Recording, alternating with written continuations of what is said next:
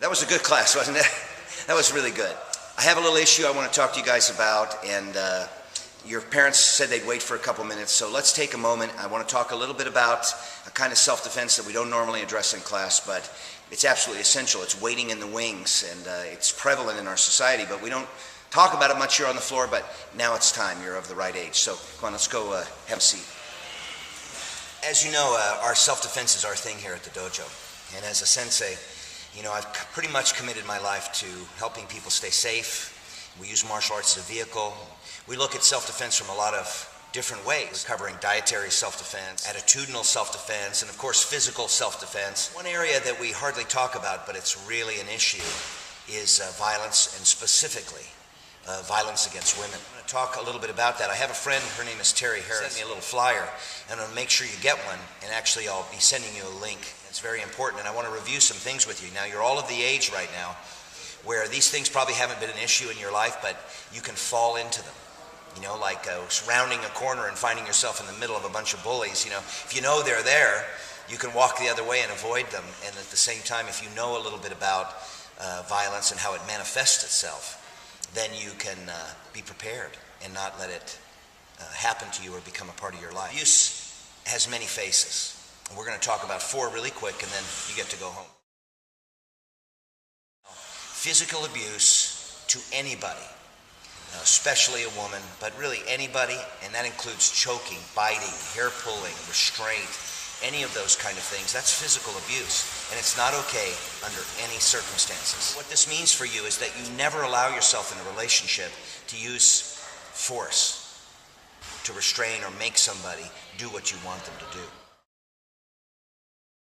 If you engage in unwanted touching or overt sexual gestures, if you grab or fondle or try to force anybody in any way, that's sexual. If you're making advances on somebody or suggesting or saying or even talking about something that they're not interested in, that's a form of abuse. And a lot of guys do it because, when I was a kid, I remember we'd all be together and it was kind of like a dare.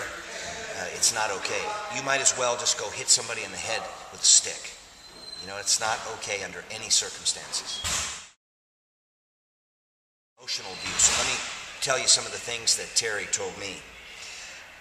If you use jokes to demean, constantly criticize, label somebody as crazy or stupid, or use profanity, you're a bitch, anything like that, right? Or you try to play mind games or humiliate somebody by embarrassing them, that's emotional abuse. It's a form of violence.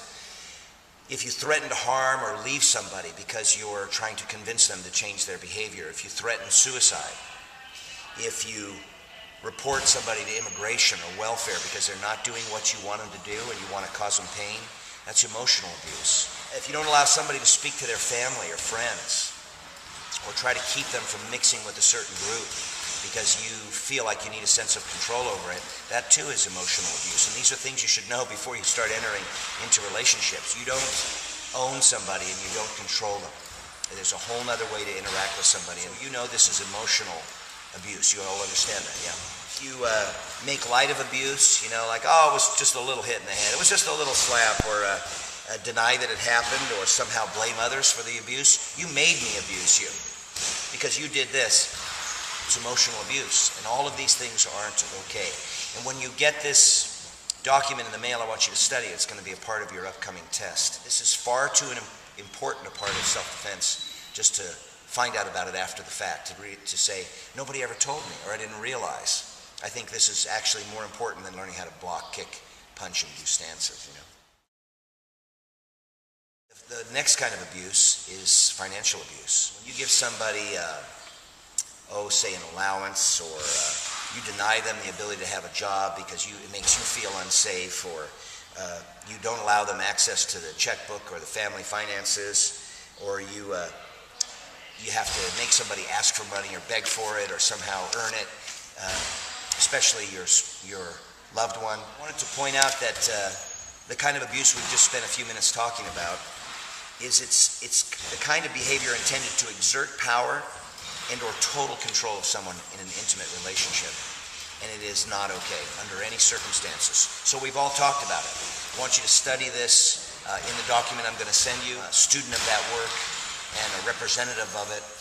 And I wanted to make sure that we had this talk before any of these things ever hit you over the head because you were unaware. Now you're aware. Make it a part of your self-defense training. As a good black belt, you're going to want to make this kind of education just as much a part of your training as our stances and forms and kicks. So, everybody understand that? Sure. Very good. Thank you for giving me the time, and your parents are waiting for you.